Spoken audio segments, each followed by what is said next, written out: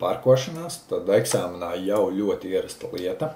Kā mēs visi zinām, tad eksāmenā mums ir jāizpilda 2 veida parkošanās. Varbūt jāizpilda, jo abas nebūs kopā.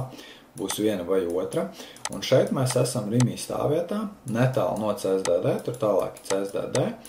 Un te viņiem arī diezgan bieži patīk iedzīt iekšā, pārbaudīt kursantu parkošanās prasmes. Un kas ir svarīgi?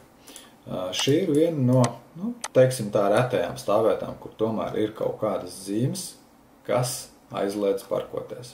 Tātad šeit mēs redzam, kur mums ir zīme, ka tikai vienīgi ar atļaujām 40 metrus no zīmes mēs nedrīkstam parkoties šajā te kreisajā pusē. Tā kā šo lūdzu paturam prātā, redzam tad arī labajā pusē, tā ir uzstādīta zīme.